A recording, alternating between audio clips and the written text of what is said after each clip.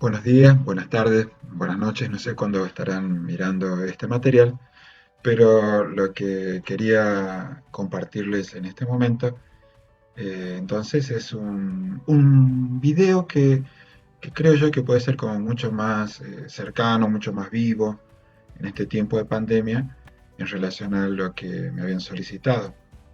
Y bueno, mi propuesta, ¿sí?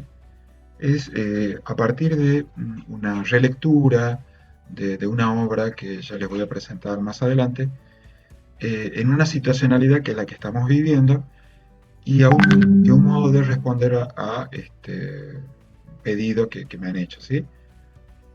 El título de esta ponencia es Si Dios fuera un activista de los derechos humanos, y la pregunta sería, ¿dónde misionaría? ¿O dónde nos invitaría a misionar el Dios de Jesús en tiempos del COVID-19?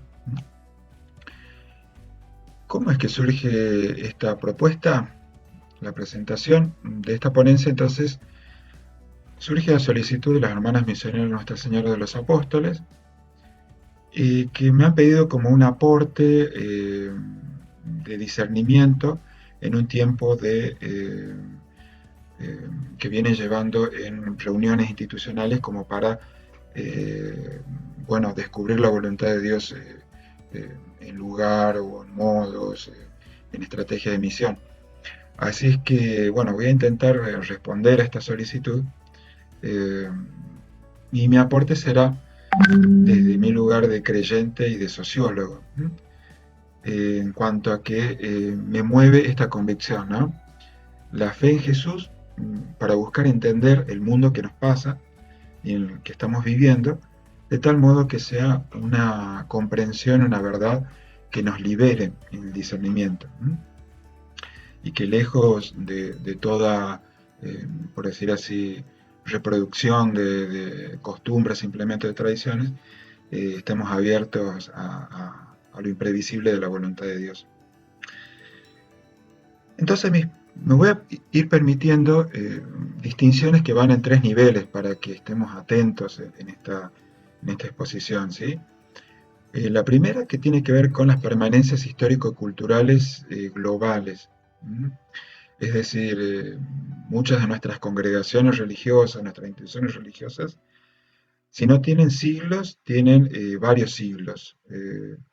Y que de algún modo nos ayudan entonces a mirar la historia no desde lo urgente, sino también en perspectiva eh, de ya también de fe desde los 2 milenios que tenemos como confesión cristiana, ¿no? Entonces, uno tiene que darse cuenta que hay permanencias histórico-culturales que han constituido el sistema mundo que hoy tenemos. Y a eso me voy a ir haciendo referencia en algunas partes de mi desarrollo y mi relectura. ¿Sí? En segundo lugar, que voy a tratar también de hacer referencia a situaciones territoriales actuales, porque no hay una reflexión acá desencarnada, desactualizada, sino que todo lo contrario, quisiera justamente eh, hacerme eco de, bueno, desde mi lugar o de mi situacionalidad, también ver cómo es que vislumbro el mundo que hay y el mundo que viene. Y ahí está el tercer punto en cuanto a las perspectivas y que son de incertidumbre. Si hay algo seguro en este tiempo es que nadie está terminando de ver cuál es la nueva normalidad, cuáles van a ser las nuevas condiciones de este nuevo mundo que se está construyendo a partir de la pandemia, a partir del COVID. ¿Sí? Esto me trae a cuento una convicción fundamental de las ciencias sociales y es que no existe la realidad, así por decir así, como eterna, esencial, natural, sino que la realidad es una construcción histórica en las cuales estamos involucrados nosotros como agentes, como partícipes de instituciones históricas, eh, en estas estructuras, en estas coyunturas, pero también abiertos al futuro. Y que en eso hay una novedad siempre, ¿no? Que es la del espíritu, si es que lo dejamos actuar, ¿no? En tanto en cuanto no seamos simples reproductores de lo que pueden ser, bueno, mandatos en un momento histórico, ¿sí? Voy a tomar como referencia la obra, una pequeña obra de Boaventura de Sousa Santos, es esta obra, ya lo voy a mostrar, y este es el autor. Siempre es bueno tener una idea de con quién está uno dialogando, a partir de quién, con quién discute, y a partir de ahí seguir reflexionando sobre nuestra realidad bueno, qué es lo que nos pide Dios en todo esto.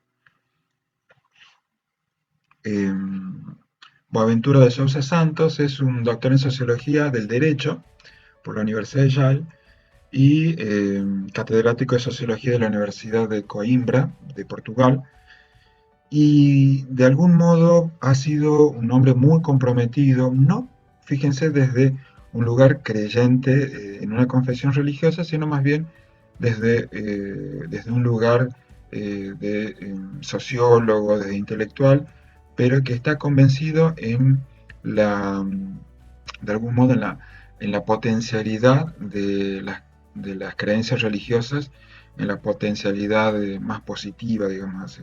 ¿Sí?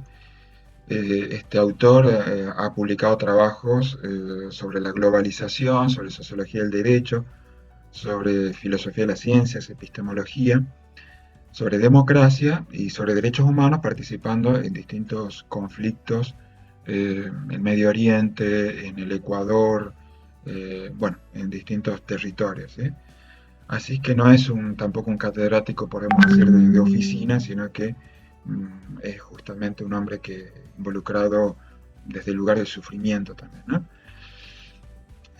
Bueno, muchas de sus obras se tradujeron al español, al inglés, al italiano, al francés, al alemán y al chino, lo cual le ha dado también como una visión bastante global de la recepción de su pensamiento y por su capacidad de estar en diálogo y debate con muchos interlocutores, ¿sí? Cosa que no está dicho acá, también es doctor honoris causa de la Universidad Nacional de Córdoba, ¿sí? Bien, esta horita que yo les estaba mencionando recién, ¿sí? Que yo se las voy a mandar también digitalizadas para quienes tengan aún mayor interés en reflexionar, en indagar, en pensar. ¿Y por qué pienso que puede ser interesante para el discernimiento que ustedes están realizando? Es porque este enunciado, este deseo, que es también una metáfora a la que vamos a hacer alusión al final, esto de que si Dios fuese un activista de los derechos humanos, es una metáfora que plantea la tesis fundamental de esta obra, ¿sí? Y básicamente lo que nos invita a pensar es que hay una naturalización del individualismo posesivo, en donde el individualismo está como un natural sentido común, sálvese quien pueda, que de algún modo el capitalismo mercantilista planetario ha ido constituyendo como políticas normativas, es decir, que se han constituido como normas, ¿sí? Y direccionamientos políticos que han entrado en conflicto en distintos continentes y regiones, ¿sí? En América Latina, bueno, esto tiene que ver con lo que ha sido eh, desde fines del siglo XX, con la emergencia de un nuevo modelo también de democratización, de ejercicio del poder, pero también, es decir, los proyectos bolivarianos, pero también los proyectos emancipatorios de regiones e identidades latinoamericanas, ¿no? Como el de Bolivia, como el de Brasil, pero al mismo tiempo reacciones, ¿sí? Que nosotros las evidenciamos en el triunfo de Trump, en Bolsonaro y las formas en las que estas políticas se han ido desplegando en la región, en América Latina, ¿sí? Entonces, hay como una convicción y es que eh, los derechos humanos históricamente han sido constituidos, han sido construidos, ¿sí? Como libertades individuales, ¿sí? Eh, pero sin embargo, han sido y siguen siendo, y a futuro, creo yo, que serían de esas permanencias estructurales de las que hice mención al principio, serían como esos discursos que trascienden instituciones, regiones y continentes, en cuanto a que en nombre de los derechos humanos se está, por un lado, instituyendo eh, serias transformaciones en el orden mundial. Ahora, ¿hacia dónde? Esa sería la pregunta. Hay derechos humanos que de algún modo reproducen el orden capitalista, colonialista, sexista, patriarcal, en tanto que es un modo de interpretar los derechos humanos, digamos, desde su raigambre más liberal, ¿sí? Más acentuado en la importancia del individuo, casi con olvido del bien común y de la posibilidad de pensar en solidaridades y poniendo en el centro de lo social y de lo político el mercado y las libertades individuales en el mercado. Esa es una versión de derechos humanos. Y sin embargo hay digamos, una interpretación de los mismos derechos humanos que son contrahegemónicas, es decir, que van contra esa interpretación liberal y que en no poca medida las teologías progresistas, y ya les voy a contar a qué podemos denominar teologías progresistas, con el autor, con Boaventura de Sousa Santos, van como construyendo otra interpretación de los derechos humanos que tiene otro modo de pensar la humanidad, el presente y el futuro de la humanidad en el planeta. A esto se refiere el autor, fíjense que sin ser teólogo, sin ser creyente, recoge por su experiencia del Foro Social Mundial en Sao Paulo y en las distintas ediciones que se han dado en el mundo, se refiere el autor como teologías políticas que van como construyendo, ¿sí? Mínimamente dos modos de entender las teologías. Algunas que son fundamentalistas en cuanto a que se arraigan en la reproducción de dogmas, instituciones y de dominaciones que son funcionales al orden capitalista y liberal, y por el otro lado teologías políticas que son justamente progresistas en tanto y en cuanto lo cuestionan, piensan desde el lugar del otro, piensan desde el lugar del sufrimiento del otro particularmente, como un lugar desde el cual Dios se revela en la historia, que eso serían las teologías más progresistas. Entonces, lo que Boaventura de Sousa Santos sostiene es que en el fondo tanto el discurso de los derechos humanos como las teologías son como los dos únicos visiones del hombre y del mundo que tienen una fuerte energía transformadora de la realidad. Porque si hoy por hoy los grupos sociales y los movimientos sociales se movilizan por algún motivo, es por cuestiones que interpretan como atentado, como defensa, como promoción de derechos humanos, o por una cuestión de algún modo de cuidar, revelar y establecer qué será la voluntad de Dios, ¿sí? Esto no es poca cosa. Esto yo le hago un pequeño pantallazo ahora, pero justamente ahora es lo que vamos a reflexionar. Cuando ustedes lo encuentren citado, ustedes después pueden ir a las páginas, ¿sí?, que están referenciadas acá, ¿sí?, si se dan cuenta. Eh, yo voy a ir bien. ¿Cuál es la sospecha fundamental del autor? Y es que eh, la hegemonía del discurso de los derechos humanos es el resultado de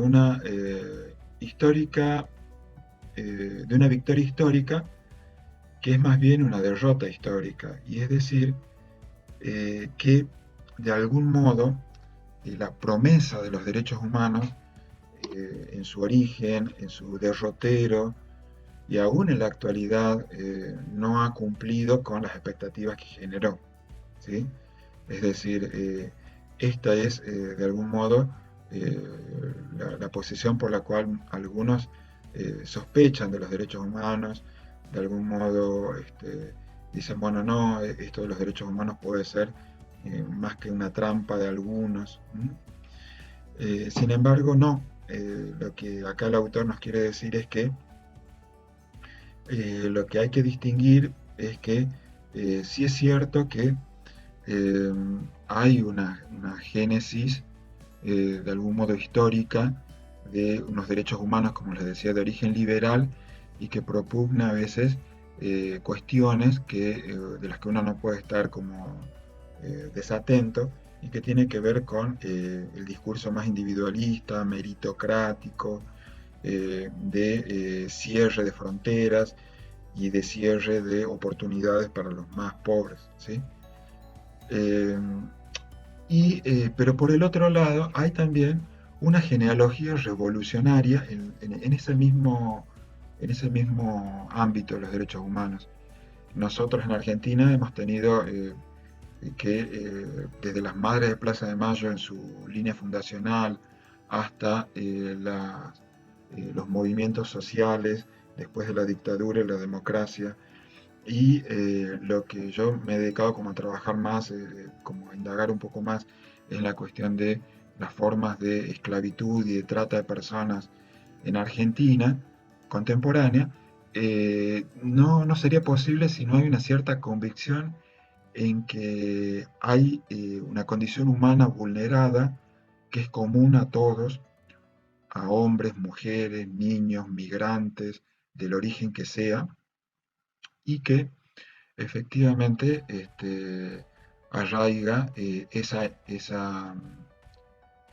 convicción en una comprensión de la naturaleza humana, que ahí es donde queremos, o creo que yo, que es el aporte del autor, como es la recuperación tal vez más dinámica de nuestras creencias religiosas, ¿sí?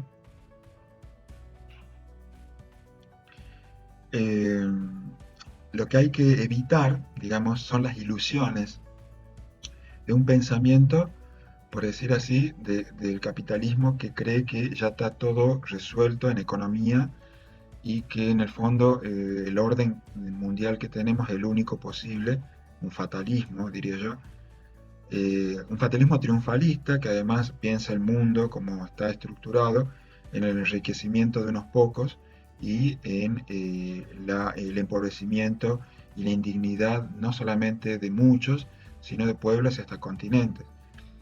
Ustedes estarán obviamente al tanto de que cerca de cada vez menos eh, personas acumulan prácticamente, estoy hablando del menos del 0,5% de la población mundial, tiene el 90% de la riqueza económica y de la propiedad de los flujos económicos mundiales, mientras que el resto de la humanidad se debate entre clases medias o clases totalmente excluidas de cualquier tipo de productividad y de subsistencia, ¿sí?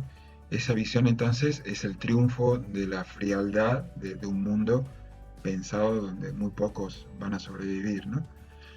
Que de algún modo la pandemia del COVID ha venido también a pegar como un patear el tablero en todo esto, ¿no? Porque ni siquiera ese triunfalismo hoy se puede sostener, ya es insostenible desde muchos análisis económicos, sociológicos y políticos, ¿no? Fíjense nomás en la decadente, las decadentes decisiones que tomaron Trump, Bolsonaro u otros en el mundo, priorizando más bien la economía y no tanto la salud de sus poblaciones, ¿sí? ¿Por qué? Porque muchas veces hay una ilusión también de descontextualizar, de creer que la economía, la sociedad y las culturas son como manos mágicas, por decir así, que resuelven por ciertas convicciones las cosas y que no nos involucran a nosotros como sujetos responsables, libres y operantes. Entonces, cuando uno se descontextualiza, ahí es donde uno pierde también su conciencia de pueblo, su conciencia de ser parte de un territorio y desde un lugar histórico, ¿no? Ojo que esto también puede ser, diría yo, una tentación para una iglesia que se ha pensado como cristiandad en muchos siglos, ¿sí? Descontextualizada de todos los avatares de la historia, ¿no?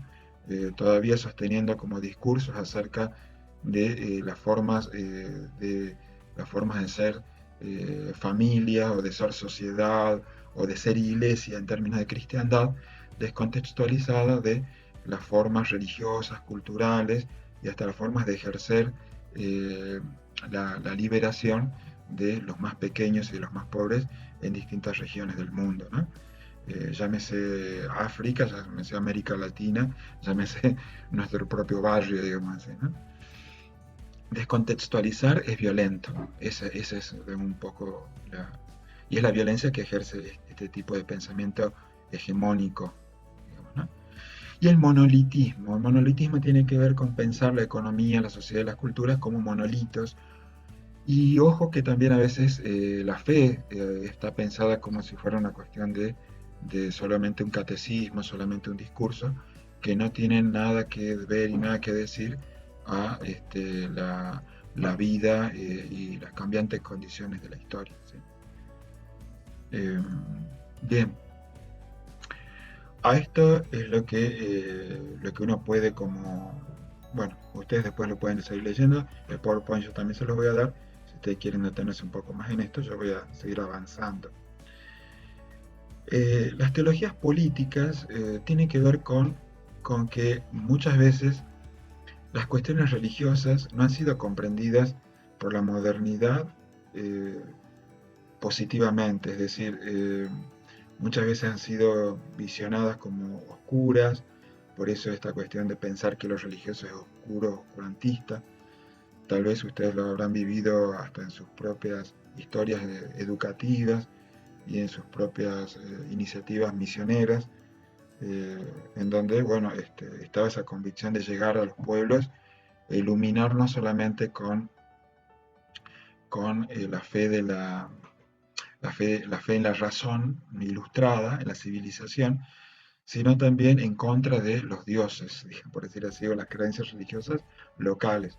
Y ahí me refiero también a las creencias africanas, por ejemplo, ¿no? En donde seguramente ese choque de creencias tendría que haber sido como muy reelaborado.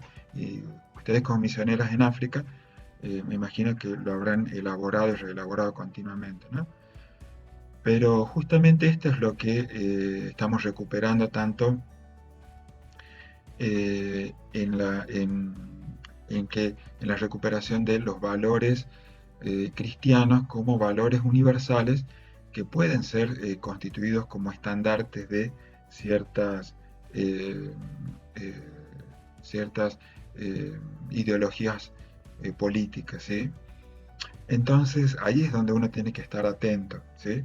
En tanto, eh, los modos de intervenir de la religión en lo público, a veces históricamente ha reproducido lugares de poder, ¿no? En donde a veces con la mejor buena voluntad y con los lemas más entusiastas, los creyentes y las instituciones se han embanderado en las reproducciones de lugares de poder y han sido funcionales a esto.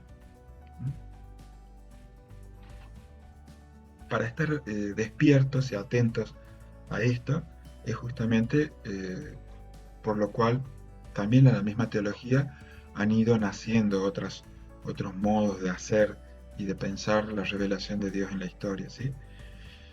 Y esta es o estas son las formas de teología que de algún modo Boaventura quiere ayudarnos a recuperar en nuestra acción y nuestras prácticas.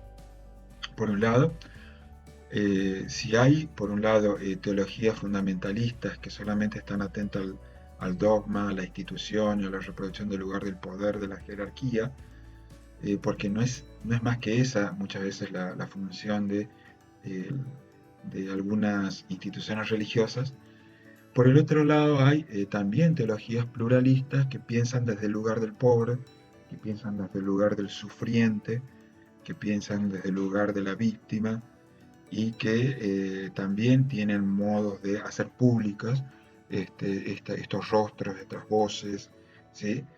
Y que hoy por hoy también, y es una cuestión muy actual, ya no podemos pensar simplemente eh, cómo se pensó en los orígenes de algunas congregaciones, ¿no? Eh, a ver, ¿qué es lo que quiero decir con esto? Si en el origen de ustedes como misioneras para el África, como comúnmente son llamadas, África se pensaba solamente como un lugar de misión, un destino de misión, un territorio a misionar. Hoy por hoy también hay que pensar que el mundo está siendo un lugar de misión y en donde hay entonces nuevas fronteras y en donde hay nuevas fronteras aún en una misma región, no solamente en un mismo continente, en una misma región, en un mismo país y hasta en una misma nación, ¿sí? Nuevas fronteras porque Europa muy, muy tristemente ha perdido ese lugar de ser el centro de la cristiandad que tenía hasta el siglo XIX, principio del siglo XX. En la mitad del siglo XX la iglesia se ayornó justamente para pensar otras formas de ser cristiano en el mundo, en donde América Latina tuvo voces eh, con las conferencias episcopales que pudieron canalizar esa voz y también África, Asia, ¿sí? Y Oriente han podido poco a poco también dar su voz propia en esos diálogos posibles y a veces imposibles en sus propios territorios con otras confesiones religiosas, ¿sí? Pensemos, por ejemplo, en los diálogos entre cristianos y el Islam en Oriente, ¿sí? Pensemos en Asia y el budismo o el hinduismo como mayoritario, mientras que el cristianismo es minoritario. Pensemos en África con las distintas formas de politeísmos o animismos, en donde uno puede pensar que el cristianismo también sigue siendo una misión, pero también es la gran promesa, ¿no? El continente joven en el mundo, ¿sí? Y América Latina con 500 años de historia que de algún modo tal vez puede ser el laboratorio en donde no hace falta reproducir los mismos errores que se cometen en América Latina, reproducirlos, por ejemplo, en África, ¿sí?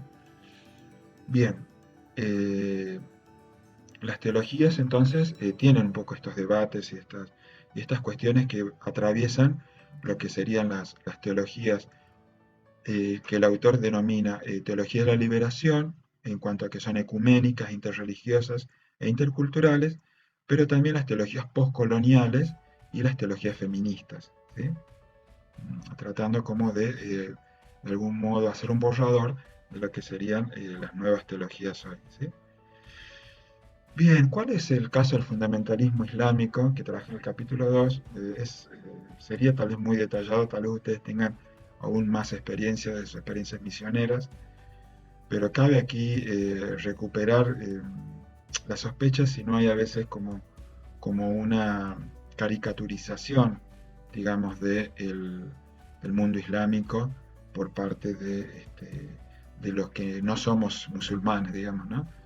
Entonces ahí es donde eh, uno se da cuenta que hay como una necesidad de darnos cuenta, bueno, qué es lo que rechaza el mundo islámico de Occidente, entre comillas, ese Occidente de algún modo inventado, ficcionado, ¿sí? Como un proyecto cultural y qué es lo que entonces lo rechaza como un modo de colonialismo y de capitalismo que quiere justamente evitar los fundamentalismos de modos muy violentos, ¿sí? Y digo acá que hay caricaturas porque acá me permito hacer referencia, por ejemplo, a esta novela de Michel Houellebecq, este autor francés que eh, que hablaba de en un futuro París en donde la fraternidad islámica tomara el poder, posiblemente ser no solamente cristiano, sino ser de algún modo libre, va a ser muy difícil, va a ser muy difícil, ¿sí? Al menos con la libertad tal como hoy la concebimos, ¿no? La libertad de pensamiento, de expresión, porque todo debe estar sometido al, a- al sultán, todo debe estar sometido a Alá, ¿no? Sobre el Islam entonces hay mucho que seguir indagando, que seguir comprendiendo en sus diferencias, ¿no? Pero entonces hay que tener herramientas para comprenderlo, ¿no? Hay un Islam que puede ser muy violento, que diría yo a veces está caricaturizado, ¿sí? Violentamente también desde Occidente, pero también hay un Islam que es justamente lo que uno podría recuperar como debates interesantes que el mismo Islam se está intentando dar a su interior, ¿no? Como por ejemplo el lugar de las mujeres en la confesión islámica. Sin ir más lejos, acá en Córdoba tenemos a una legisladora que es que trabaja contra la violencia contra las mujeres, que se declara también musulmana. Entonces, esas cosas que uno antes, bajo alguna caricatura, podría decir, pero parece contradictorio. Y no, pasa que la realidad supera muchas ficciones, ¿no? Eh, Vamos entonces a las cuestiones de los fundamentalismos cristianos, que ahí es donde nosotros sí tenemos que estar atentos, qué es lo que pasa en casa, por decir así, ¿no? Hay una nueva derecha cristiana que se hace evidente en esa misión cuasi mesiánica de recristianizar lo público, que a veces se da por ejemplo, en Trump, en Bolsonaro y otros movimientos evangélicos sobre todo, que bajo una teología de la prosperidad tiene como a veces la intención de renovar el poder hegemónico de los movimientos pentecostales, ¿no? Y como un modo de volver a formas de cristiandad que eran medievales, ¿no? Y en donde justamente lo que se pone en cuestión son los derechos humanos de las mujeres, los derechos humanos de la diversidad sexual, los derechos humanos de los migrantes africanos, de los migrantes internos de la región, por ejemplo, entre países, ¿sí? Con nuevas formas de racismo, de xenofobia, ¿sí? De violencia contra los migrantes, y que hoy entonces tenemos que estar como muy atentos.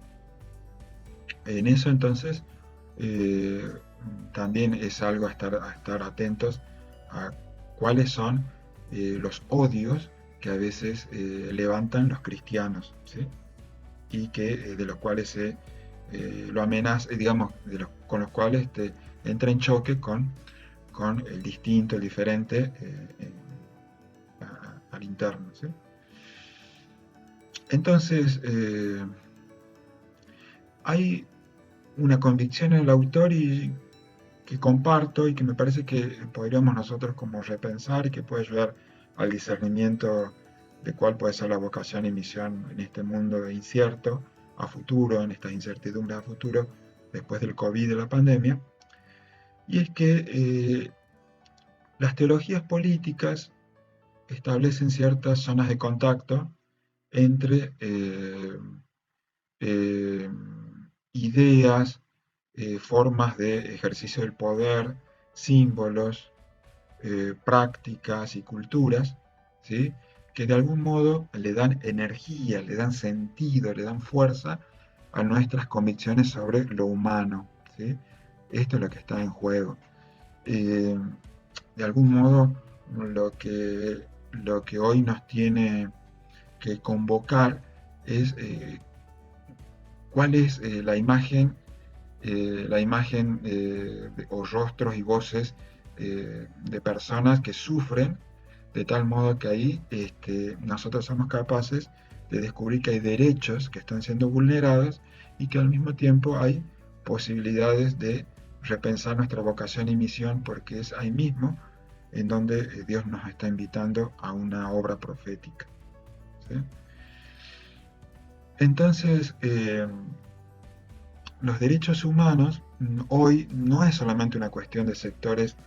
Si bien es cierto que hay sectores, como les decía, a veces con raíces e ideologías que pueden ser muy individualistas, liberales, capitalistas y antisolidarias, por el otro lado, nosotros tenemos que discernir y darnos cuenta que hay también eh, como una visión que está transformándose en este diálogo posible con otros interlocutores sociales, ¿sí? Y hablo de movimientos y organizaciones civiles que no son necesariamente creyentes, ¿sí? Entonces hay como una concepción post-secularista de los derechos humanos que se está gestando, ¿eh? Yo lo observo y situacionalmente lo veo en iniciativas de organizaciones y hasta de gobierno, ¿no? Políticas de gobierno, al menos acá en Argentina, ¿no? En donde el diálogo entre derechos humanos y teologías progresistas se ve no solamente como posible, sino como imprescindible. ¿Mm? Y entonces se ve entonces, ¿por qué? Porque ¿qué es lo que compartimos? ¿Mm? ¿Cuáles son las convicciones comunes que tenemos? Que donde hay un hombre, una mujer o un niño, hay sujetos humanos que son expresiones de sujetos colectivos, en donde hay sufrimientos humanos injustos que pueden ser superados, reparados, ¿sí? Y ahí es donde se da esta comprensión tan religiosa y por otro lado tan convocante, que es el sufrimiento de la carne, ¿no? Es decir, bueno, el sufrimiento de las personas que en el fondo nos ayuda a comprender que hay causas comunes con movimientos y organizaciones que son muchas veces insurgentes, uno podría decir, a veces fuertes en sus discursos, pero que fuertes desde la indignación, de tal modo que lo que buscamos en común es un nuevo horizonte postcapitalista también, y eso es lo que no hay que perder de vista, en donde tenemos que ayudar nosotros con nuestras narrativas del sufrimiento y la liberación. Y ahí es donde me imagino que ustedes como misioneros tendrán muchísimas experiencias e historias que contar, ¿no? De cuánto evangeliza a veces el pueblo y las personas que están desde su sufrimiento revelándonos al Dios de Jesús, ¿no? Y cómo va surgiendo entonces una espiritualidad ahí que va como nutriendo luchas por transformaciones sociales, que son justamente las que el Papa Francisco a veces de algún modo cataliza y le pone lemas, como por ejemplo en esto de tierra, techo, trabajo, ¿no? Como formas en donde sigue siendo un horizonte tanto para organizaciones sociales, más allá de sus convicciones y divergencias partidarias o políticas, sino justamente porque tenemos causa común como creyentes, ¿sí?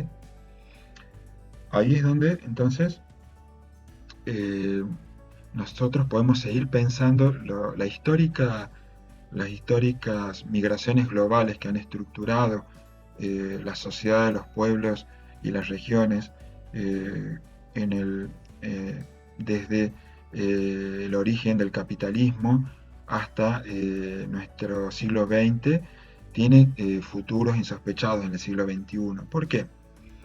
Porque si Europa se ha pensado continuamente como el lugar que ha ido constituyendo un gran imperio, sobre todo en la expoliación mercantilista, ¿no? Hasta el siglo XIX, ¿m? Desde la llegada a América, pero expoliación mercantilista de África con el tráfico de esclavos negros, ¿sí?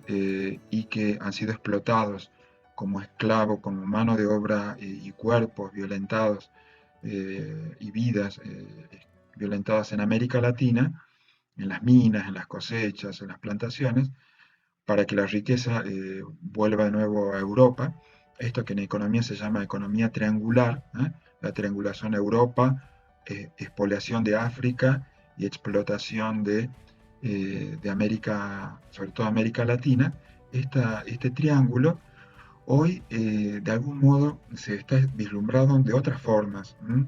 Se está transformando por las formas de migración, por eso las migraciones son hoy tan importantes, las formas de atravesar, fíjense eh, cómo los migrantes de América, del norte de América del Sur y de Centroamérica, sobre todo de México, quieren migrar a Estados Unidos, cómo se dan las migraciones norte-norte entre Estados Unidos y entre Europa, cómo se dan las relaciones con Asia, cómo África sigue siendo también territorios en donde a veces de un modo terrible, de un modo espantoso, se atraviesa el mar para poder llegar a la promesa europea, y cómo otros países, en este caso Argentina, todavía sigue siendo también un país que es receptor de migraciones, ¿sí? Entonces acá, en este complejo mapa, no hay ya un lugar, por decir así, tan simple como en el siglo, o hasta el siglo XIX y hasta el siglo XX, en donde sea destino o fuente de migraciones. El mundo está haciendo, eh, digamos, canales de idas y vueltas de migraciones por distintos motivos. La gente a veces emigra por situaciones de guerra, de pobreza, pero también buscando nuevos estudios, buscando nuevas posibilidades económicas, culturales, nuevas libertades. Entonces, y donde hay migración también hay posibilidades de explotación, porque hay una situación de vulnerabilidad y hay nuevas posibilidades de trata, ¿no? De tal modo que hay derechos humanos que pueden estar siendo vulnerados, justamente que son los derechos de los migrantes, ¿sí?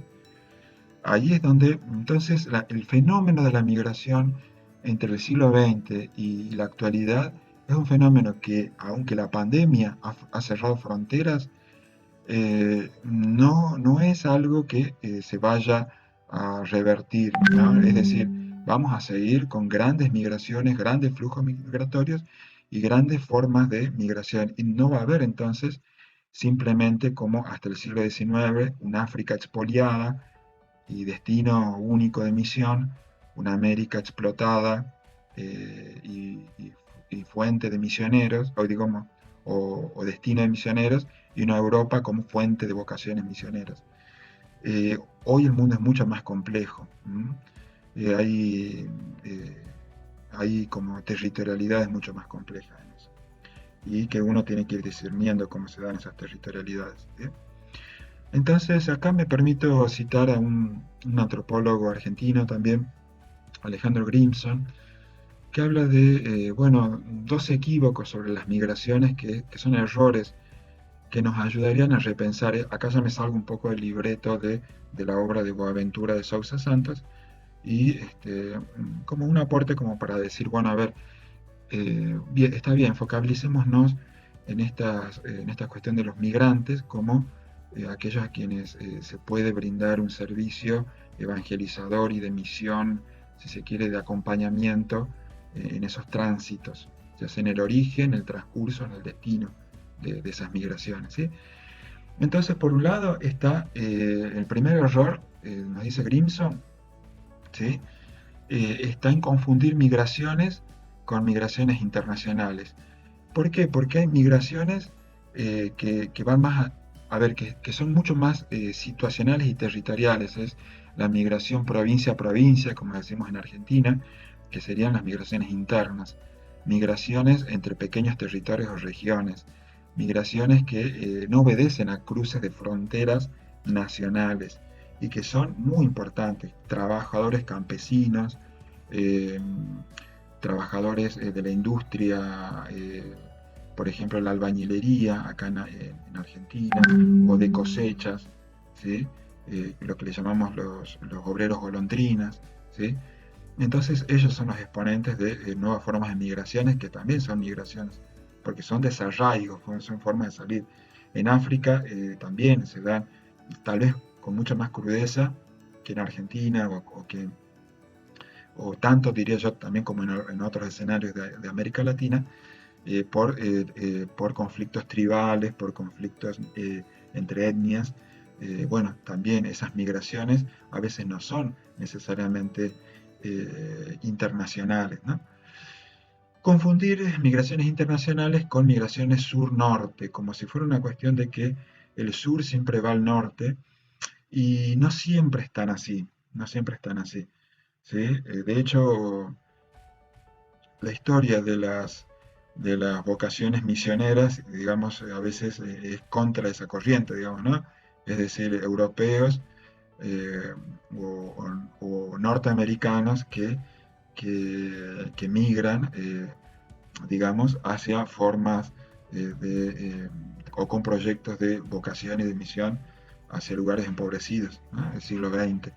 Pero hoy en realidad no tiene solamente esa connotación sur-norte, norte-sur, es mucho más complejo, eh, porque se está dando, por ejemplo, entre América Latina y Asia. ¿Por qué? Porque es posible, simplemente porque es posible, porque ya no hace falta subir un barco, ahora tenemos un avión que en horas nos deja. Y por muchos otros motivos, que ya no es solamente la pobreza, a veces por cuestiones de ventajas profesionales, formación académica, eh, nuevos horizontes de trabajo más rentables, no por simplemente escapar de la violencia y la pobreza, ¿no? Suponer que estamos en épocas de migraciones, esto tal vez es contradictorio con lo que yo venía diciendo.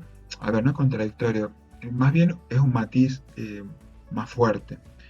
Las tecnologías de las rutas y de los medios de transporte eh, aéreos han hecho como mucho más viable y más factible. Pero no significa que antes no había migraciones y que ahora, o sea, es el tiempo de las migraciones. Migraciones siempre las hubo. Las migraciones están en los tiempos bíblicos. El judeo-cristianismo es una religión de migrantes, ¿sí? No sería posible ser judeo-cristiano sin sentirse hijo de Abraham, ¿sí? Que fue un migrante. ¿Mm? Suponer, por otro lado, que mucha gente implica problemas más grandes, y no necesariamente si es que hay intervenciones organizadas. Es decir, abrir fronteras, tener fronteras más amigables, más permeables con los vecinos o con los lejanos.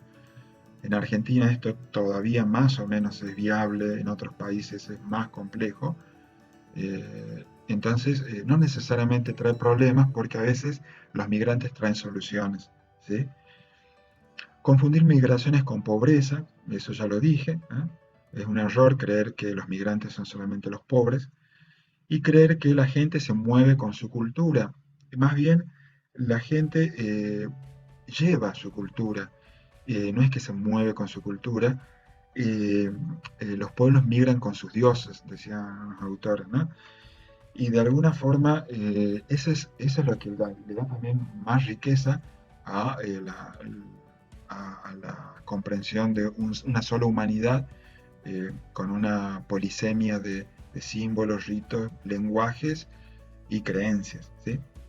Identificar migración con diáspora, es decir, la diáspora como una cuestión violenta. A veces las migraciones son por convicción, por conveniencia, no necesariamente es por violencia. Octavo, creer que existen los inmigrantes de segunda generación, es decir, los nacidos de inmigrantes. Argentina a veces creemos que somos inmigrantes porque somos los nietos de italianos o los nietos de españoles, y cuando en realidad es muy distinta, ¿no? Ya hay como una cultura que se va gestando, que es propia, ¿no? Y creer que mayor tiempo de residencia implica mayor integración social. No siempre es así. El tiempo no necesariamente es mayor integración. Y la confusión entre transnacionalismo y translocalismo, creer que cuando nos movilizamos de pueblo, nos estamos movilizando necesariamente de nación, cuando en realidad podemos movilizarnos de país y volver a una misma comunidad creyente o una misma comunidad nacional en otro país, digamos, ¿no? El caso de migrantes que se integran a las colectividades de sus propios hermanos y hermanas en otro lugar, ¿no? Y creer que toda situación migratoria plantea un encuentro de dos culturas. No es de dos culturas ni hay un choque de culturas. Hay una fusión, una compleja síntesis de culturas que da lugar a algo nuevo, algo que es distinto del original, digamos, ¿no?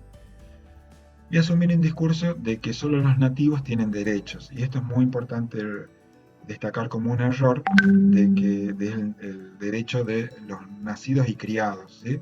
Que es, por ejemplo, lo que se da a veces en territorios en Argentina, ¿no? En la Patagonia, por ejemplo, es muy distinto ser nacido y criado en la Patagonia que ser argentino y llegar como migrante a buscar un trabajo, un puesto laboral. Eh,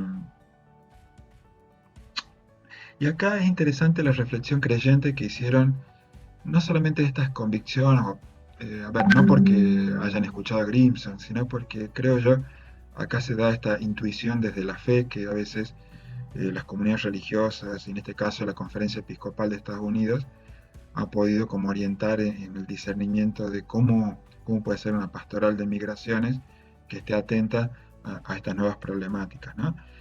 Eh, entonces, por ejemplo, plantea 5 principios como una declaración conjunta de los obispos de Estados Unidos por las migraciones en México, que no porque sea Estados Unidos y México, sino porque es uno de los flujos migratorios más violentos, pero al mismo tiempo lo que requiere mayor de testimonio de comunidades creyentes y de los pastores, ¿sí? Fíjense cómo a veces está acá implícita la Declaración de Derechos Humanos. Por eso es que veníamos diciendo que son casos a atender, ¿no? Situaciones territoriales que hay que atender, ¿no? Las personas tienen el derecho de encontrar oportunidades en su tierra natal. Es decir, las personas tienen derecho a pensar su presente y su futuro, su historia, su pasado, su presente y su futuro en la tierra y en el lugar donde nació. Es el derecho a no migrar, el derecho a quedarse en el lugar donde nació, ¿sí? Las personas tienen el derecho de emigrar para mantenerse a sí mismas y a sus familias. Entonces, el derecho a migrar también como un derecho humano que rompe con esto que es cerrar fronteras y crear muros, ¿sí? Tercero, los estados soberanos poseen el derecho de controlar sus fronteras en tanto y en cuanto hay a veces formas del delito y formas de sufrimiento que están detrás de formas de migración, ¿sí? Es decir, no toda migración es loable, positiva y beneficiosa para los locales. A veces es una cuestión justamente de discernir, ¿no? De discernir todo esto. Y por el otro lado, deben respetarse la dignidad y los derechos humanos de los migrantes indocumentados, en tanto y en cuanto son también derechos que tienen que estar cuidados en su lugar y en su momento, ¿sí? Que Dios es activista de los derechos humanos es básicamente la metáfora con la cual el autor nos está provocando a pensar a Dios mucho más allá de los límites de lo habitual, ¿no? Pero de alguna forma este Dios provocador al, que está, al que está como invocando, tal vez nos ayude a redescubrir nuestra vocación, nuestra misión en un tiempo de tanta incertidumbre, en base a una visión y un corazón como mucho más ampliada con la experiencia de tantos siglos, ¿no? Fíjense cómo lo dice el autor casi al final, ¿no? Si Dios fuese un activista de los derechos humanos, es evidentemente una proposición metafórica, a la que solamente puede responderse metafóricamente. Según la lógica de este libro, si Dios fuese un activista de los derechos humanos, él o ella andarían definitivamente en busca de una concepción contrahegemónica de los derechos humanos y de una práctica coherente con la misma. Al hacerlo, antes o después, este Dios se enfrentaría al Dios invocado por los opresores y no encontraría ninguna afinidad con este o con ella. Dicho de otro modo, él o ella llegarán a la conclusión de que el Dios de los subalternos no puede dejar de ser un Dios subalterno. A este Dios subalterno es al que de algún modo uno podría como redescubrir desde la situacionalidad y la vivencialidad que hacía referencia desde el principio yo, como la experiencia de misión, la experiencia de comunión, la experiencia de evangelización en distintos territorios, ¿sí? Y que en definitiva nos ayuda a redescubrir continuamente eh, a un Dios abierto a la incertidumbre que está, sí, ciertamente del lado de los que más sufren la situación, ¿sí? Entonces, en ese sentido, creo que hay mucho por seguir descubriendo, discerniendo. Acá les invito también a reflexionar con otra obra que les puede servir para esta coyuntura y esta actualidad, que no es más que un libro embrionario sobre la cruel pedagogía del virus, ¿eh? En este tiempo van a ver que es de muy fácil lectura, es muy sencillo, no es para nada complejo y plantea estas mismas cosas que vengo diciendo, pero ya de un modo mucho más, eh, diría como eh, eh, parado en esta incertidumbre. Eh, y les dejo entonces algunas preguntas que podrían ustedes elaborar personal y comunitariamente si les parecen pertinentes a la hora de redescubrirse en este nuevo tiempo de incertidumbres, ¿no? Eh, ¿Argentina es hoy tierra de misión o fuente de vocaciones misioneras? Diría que ambas cosas, como el resto del mundo. Porque esta cuestión o esta mentalidad de regionalizar en función de que si hay lugares que son tierra de misión, es decir, destino de misión, como lo ha sido tradicionalmente África, por ejemplo, o lo ha sido en el tiempo de la colonia española, América Latina, eh, y hoy se ha representado más Europa y últimamente más América Latina como fuente de vocaciones misioneras.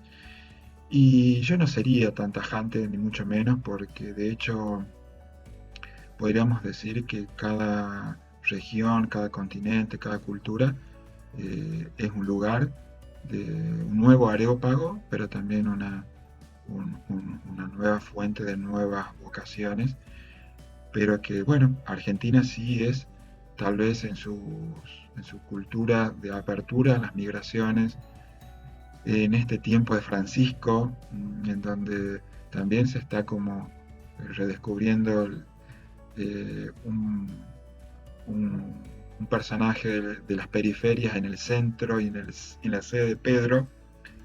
Eso como que lleva como a repensar también el lugar de Argentina y América Latina en el mundo, ¿no? Eso es algo interesante a pensar. Pero en el acá y ahora, como segundo punto, ¿cuáles serían los rostros y las voces de quienes necesitan un renovado anuncio del Evangelio de Jesús?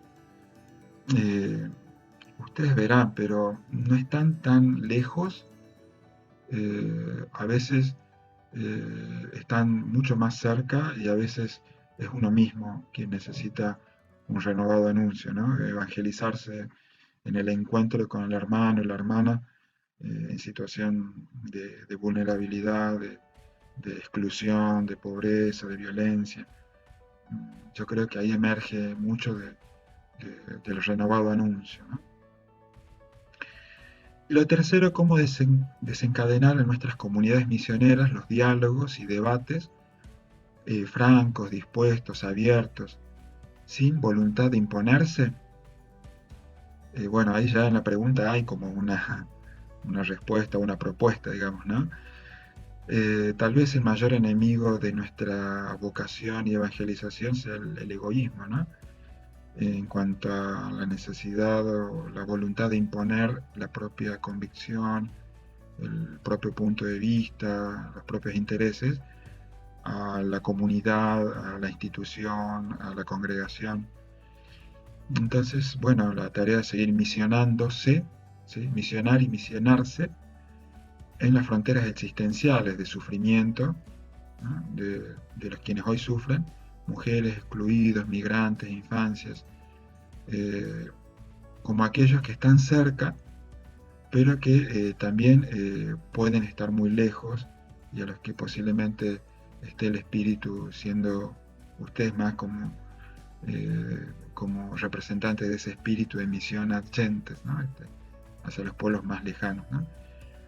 Eh, yo creo que hay que estar abierto al discernimiento del Dios lejano y del Dios cercano, ¿no? Del Dios muy lejos de nuestras fronteras, pero el Dios en la intimidad de nuestro propio corazón. Y creo que un poco en esa lucha también de vencer los propios egoísmos, es que también se va gestando nuevas formas de evangelización y de misión. Así que bueno, son un poco de preguntas y un poco de desencadenantes de diálogos. Espero que esto les haya sido útil. Muchas gracias por su atención